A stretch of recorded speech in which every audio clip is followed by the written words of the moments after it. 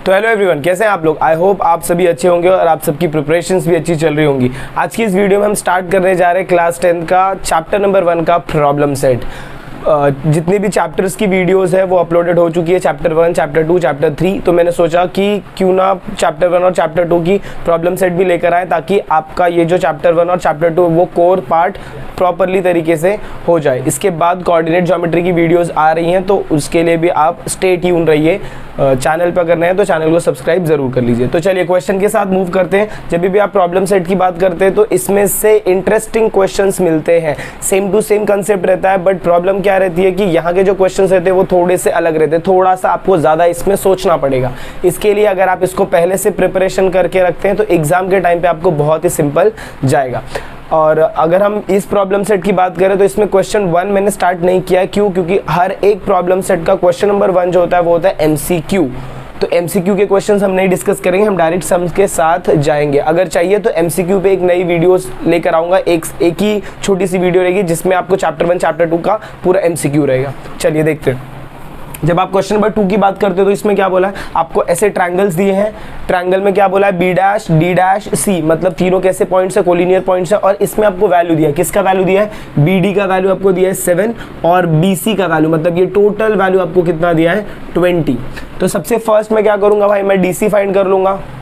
छोड़ो आपको समझ में आए या ना आए, इन द सेंस डीसी मुझे चाहिए नहीं चाहिए उससे कुछ फर्क नहीं पड़ता है। मेरे को बीडी दिख रहा है, डीसी मेरे को मिल सकता है, मैं डीसी फाइंड कर सकता हूँ। चलिए, तो सबसे फर्स्ट स्टार्टिंग का स्टेप क्या रहेगा, इन ट्रायंगल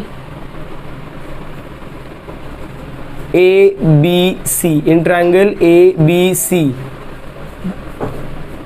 फिर क्या लिखेंगे, B C is equal to B D plus D C. इसका रीजन आएगा B dash D dash C. Collinear points लिखने की जरूरत नहीं, ये लिखेंगे काम हो जाता है। इसके बाद बी सी का वैल्यू आपको कितना दिया है 20, और उसके बाद क्या बोला है, बी डी का वैल्यू आपको कितना दिया है 7, और डी सी का वैल्यू आपको फाइंड करना। तो ये हो जाएगा 20 minus 7 is equal to your D C, therefore D C is equal to 13 unit. इसके बाद आपको क्या करना है, आपको हमेशा जब भी आप ये वैल्यूज लगाते हो, फर्स्ट क्वेश्चन को अगर आप देखो तो area of triangle ABD upon area of triangle ADC आपको दिख रहा है। जब भी आप ये क्वेश्चन देखोगे तो इसमें आपको दो वैल्यू आप यूज करते हो, बेस और हाइट का वैल्यू यूज करते हो। बट यहाँ पर अगर आप देखोगे तो आपको बेस तो दिख रहा है बट हाइट नहीं है। तो उसके लिए क्या करेंगे भाई, यहाँ पर ये थोड़ा सा अलग है। देखिए, हाइट के लिए इनको क्या देना पड़ता है, ऐसे परपेंडिकुलर देना पड़ता है, ऐसे एक परपेंडिकुलर लाइन। तो यहाँ पर परपेंडिकुलर लाइन है क्या, नहीं है। तो यहाँ पर कौन से ट्रायंगल की बात हो रही है, देखो एक ट्रायंगल है हमारा ए बी डी, दूसरा ट्रायंगल है ए डी सी, और तीसरा ट्रायंगल है ए बी सी। अगर आप तीनों का बेस चेक करो, बेस बी डी, देखो ये ट्रायंगल का बेस बी डी इधर है, ये ट्रायंगल का बेस डी सी इधर है, और ये ट्रायंगल का बेस बी सी। तीनों जो बेस है वो एक ही लाइन पे लाई कर रहा है, और इनका जो कॉमन वर्टेक्स है, कॉमन वर्टेक्स मतलब क्या, एक कॉमन एंगल जहां से आप परपेंडिकुलर ड्रॉ कर सकते हो, वो एक ही है। तो अगर मैं परपेंडिकुलर ड्रॉ करूंगा, अगर मैं यहां से परपेंडिकुलर ड्रॉ कर रहा हूं, अगर समझो कोई दूसरा वर्टेक्स होता, सपोज यहां से भी एक लाइन ऐसे होती, तो दो हाइट हो जाते हैं ना। बट यहां पर क्या है, एक ही कोना है, इसीलिए यहां से आप कितना परपेंडिकुलर ड्रॉ कर सकते हो, एक ही परपेंडिकुलर ड्रॉ कर सकते हो। और अगर आप एक ही परपेंडिकुलर ड्रॉ कर रहे हो, इसका मतलब क्या होगा कि ये जो परपेंडिकुलर आपने ड्रॉ किया वो इसके लिए भी सेम है, मतलब साइड बीडी के लिए, डीसी के लिए भी सेम है, और बीसी के लिए भी सेम है। तो ये यहाँ पर दिमाग लगाने वाली बात है, परपेंडिकुलर दिया नहीं है, खाली इतना बोल दिया कि ये तीनों कोलिनियर पॉइंट्स है। अगर तीनों कोलिनियर पॉइंट्स है तो यहाँ से अगर मैं कोई परपेंडिकुलर ड्रॉ करूंगा तो वो तीनों सेगमेंट को परपेंडिकुलर होगा। तो देखिए यहाँ पर आप क्या लिखेंगे, triangle A B D, triangle ADC, triangle ABC have their bases on the same line, and have common vertex A, therefore their heights are equal, इनका हाइट क्या रहेगा, इक्वल रहेगा। मतलब यहाँ पर जितने भी आपको ट्रायंगल बनेंगे सब में आपको क्या मिलेगा, ट्रायंगल विथ इक्वल हाइट। ध्यान रखना हमेशा अगर आपको ऐसा परपेंडिकुलर नहीं दिया है तो उसमें आपको यही पार्ट लिखना है। चलिए इसके बाद जब आप इसको फर्दर सॉल्व आउट करेंगे तो अब मैं अगर कोई भी एरिया ऑफ ट्रायंगल का फॉर्मूला लगाता हूँ, कोई भी एरिया ऑफ ट्रायंगल का फॉर्मूला मतलब मैं फर्स्ट सेगमेंट यूज करता हूँ, तो मेरे को क्या बोला है, area of triangle A B D divided by area of triangle क्या बोला है, ADC। तो यहाँ पर क्या लिखूंगा मैं, ADC is equal to, height तो मुझे लेना नहीं, दो ही चीज मैं लेता हूँ, या तो हाइट या तो बेस। तो हाइट तो यहाँ पर मुझे लेना नहीं है, क्यों, क्योंकि हाइट्स आर इक्वल। अब इसका रीजन मैंने बताया, क्योंकि पॉइंट्स को लीनियर है और आपका एक ही वर्टेक्स से लाइन आ रहा है, तो अगर यहाँ से कोई लाइन ड्रॉ हो रहा है तो वो तीनों को परपेंडिकुलर है, BD को भी परपेंडिकुलर है, DC को भी परपेंडिकुलर और BC को भी, इसीलिए आपका हाइट क्या हो जाएगा, इक्वल हो जाएगा। इसके बाद जब आप इसकी बात करेंगे तो यहाँ पर हाइट तो आएगा नहीं, हाइट नहीं आएगा तो क्या आएगा, बेस। ABD इसका बेस आप क्या कंसीडर करोगे, BD, और दूसरा क्या है, ADC, इसका बेस क्या कंसीडर करोगे, DC। तो आपका रेशियो क्या आएगा, BD upon DC is equal to, BD का वैल्यू कितना है, 7 दिया है। यहाँ पर रीजन क्या लिखोगे, reason triangle with equal height. तो यहाँ पर आपको रीजन लिखना है triangle with equal height, triangle with equal height. अब बताओ BD का वैल्यू आपको कितना दिया है, 7, और DC का वैल्यू आपको कितना मिला, 13। तो आपका ये जो रेशियो आएगा, area of triangle ABD upon area of triangle ADC is equal to 7/13। I hope आपको ये पार्ट समझा। चलिए इसके बाद सेकंड क्वेश्चन जब आप देखोगे तो सेकंड क्वेश्चन में क्या बोला है, एरिया ही बोला है, but area of triangle ABD लिया है, और उसके बाद दिया है एरिया ऑफ ट्रायंगल ABC। जब मैं ABD की बात करूंगा, ABD, तो इसमें बेस मेरा क्या रहेगा, BD। क्यों, क्योंकि यहाँ से ही परपेंडिकुलर हाइट आप ड्रॉ कर सकते हो, तो बेस वाला यही सेक्शन रहेगा। तो यहाँ पर बेस आपका क्या हो जाएगा, BD, और जब मैं बड़े वाले ट्रायंगल की बात करूंगा ABC, तो उसका बेस क्या हो जाएगा, BC। तो ये वैल्यू रहेगा BD/BC। इसका रीजन में क्या लिखूंगा, ट्रायंगल विथ इक्वल हाइट। तो यहाँ पर क्या लिखूंगा, ट्रायंगल विथ इक्वल हाइट। इसके बाद BD का वैल्यू आपको कितना दिया है, 7, BC का वैल्यू आपको कितना दिया है, 20। Therefore area of triangle ABD upon area of triangle ABC is equal to 7/20। ये पार्ट समझ में आ गया। तो चलिए मैं ये वाला पार्ट इरेज करता हूँ, ये वाला पार्ट इरेज कर रहा हूँ, स्क्रीनशॉट ले लीजिए।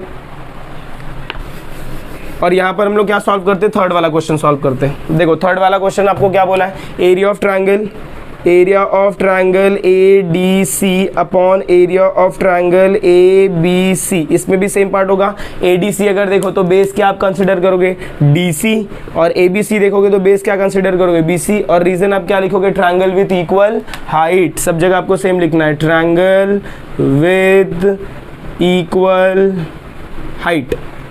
ध्यान रखना ऐसे क्वेश्चन आपको एग्जाम में मिल सकते हैं। अगर आपको ये वाला पॉइंट बोला है तो ये इंपॉर्टेंट पार्ट है। चलिए देखिए, DC का वैल्यू आपको कितना दिया है, DC का वैल्यू है 13 और BC का वैल्यू कितना है 20। Therefore area of triangle ADC upon area of triangle ABC is equal to 13/20। I hope आपको क्वेश्चन समझ में आया। Please take a note of this. तो चलिए मूव ऑन करते हैं next question, that is your question number 2 की तरफ। क्वेश्चन नंबर 2 अगर आप देखोगे तो यहाँ पर क्या बोला, देखो the ratio of area of two triangle with equal height. अच्छा यहाँ पर ना आपको ट्रायंगल का नाम नहीं दिया है, साइड नहीं दिया है, बेस नहीं दिया है, हाइट नहीं दिया है। जब ऐसे क्वेश्चंस आते हैं तो सोल्यूशन आपको डायरेक्टली किससे स्टार्ट करना है, लेट। यहाँ पर क्या आएगा, एरिया आएगा, बेस आएगा और हाइट आएगा। तो क्या लिखोगे, late A1 B1 H1 be the area, base and height of smaller triangle। उसके बाद let A2 B2 H2 be the area, base and height of bigger triangle ये बिगर ट्रायंगल का हो जाएगा। देयरफॉर, बट यहाँ पर एक कंडीशन दिया है, ट्रायंगल विथ इक्वल हाइट। तो यहाँ पर आप क्या लिखोगे, ट्रायंगल विथ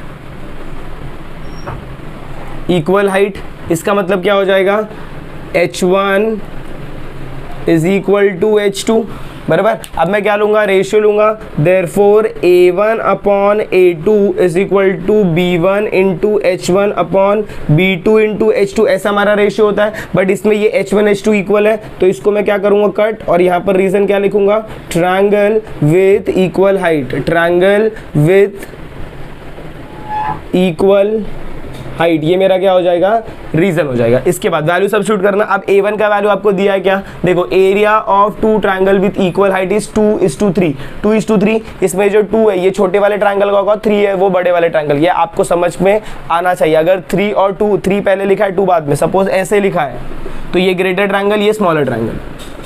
तो यहाँ पर a को मैंने a1 को स्मॉलर ट्रायंगल लिया, तो ऊपर मैं क्या लिखूंगा 2 और नीचे क्या लिखूंगा 2:3।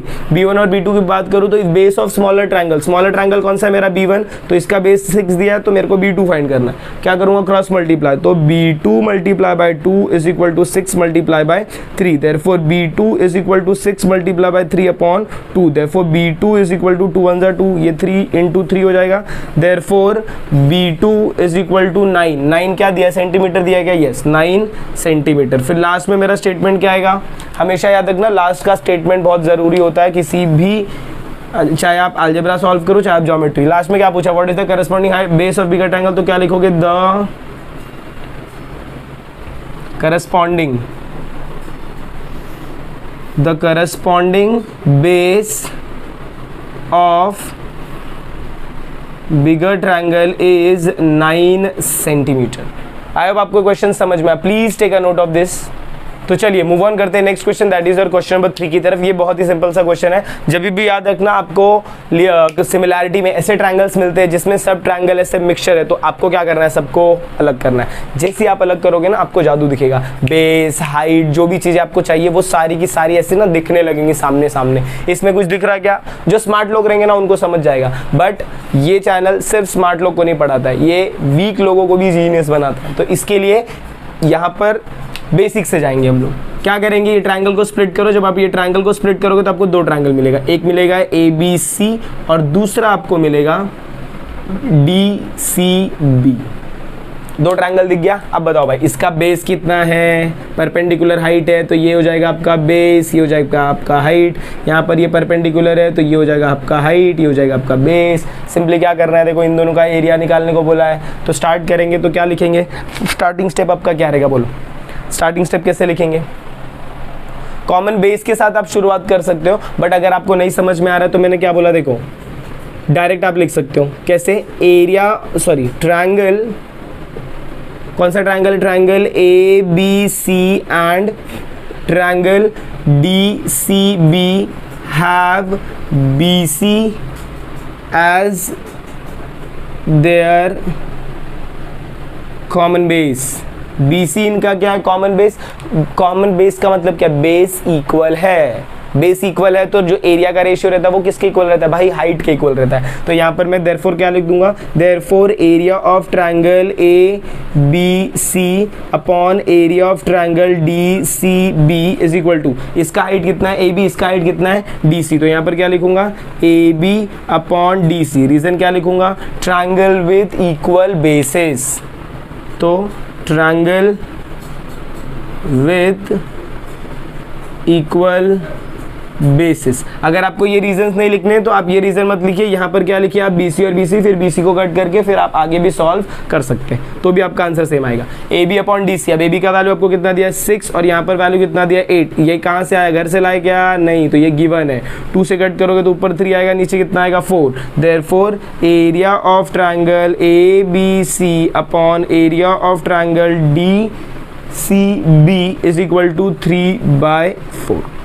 बहुत ही सिंपल सा क्वेश्चन था, खाली आपको दिमाग इधर ही रखना है। चलिए please take a note of this.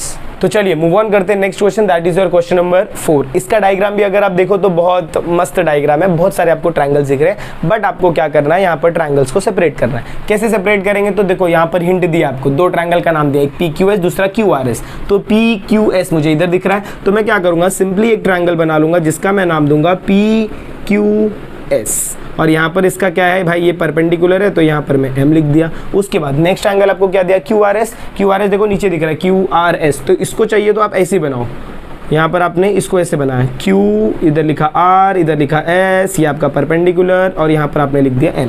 अब डायग्राम ये वाला नहीं देखना है, ये वाला देखना है। ये वाला डायग्राम देखोगे तो इसमें आपको ये पता चलेगा कि आपका जो हाइट है, हाइट कौन सा है, PM, वो किसको परपेंडिकुलर है, QS को, तो QS आपका क्या हो जाएगा, बेस, और ये आपका क्या हो जाएगा, हाइट। सिमिलरली जब आप ये डायग्राम देखोगे तो ये डायग्राम में NR आपका क्या है, हाइट है, वो किसको परपेंडिकुलर है, QS। ओ दोनों में QS आ रहा है भाई लोग, दोनों में QS आ रहा है, मतलब क्या, ट्रायंगल विथ इक्वल बेसेस। तो जब आप सम स्टार्ट करोगे तो देखो सॉल्यूशन में सबसे फर्स्ट आप क्या लिखोगे, triangle PQS and triangle QRS have, क्या सेम है दोनों में, QS सेम है, have equal bases, have equal bases. अच्छा अगर इक्वल बेसिस है तो area of triangle PQS upon area of triangle QRS is equal to, base तो यहाँ पर आएगा नहीं, तो सिर्फ वैल्यू बेस अगर हट जाता है तो वैल्यू किसके इक्वल रहती है, हाइट के इक्वल रहती है। हाइट के इक्वल मतलब यहाँ पर हाइट कौन है, PM, PQS का हाइट कौन है, PM, और इसका हाइट कौन है, NR। आई होप आपको इतना पार्ट समझ में आया। चलिए इसके बाद फर्दर, अब मुझे क्या, और इसका रीजन में क्या लिखेगा भाई, रीजन क्या लिखेगा, triangle with equal basis, triangle with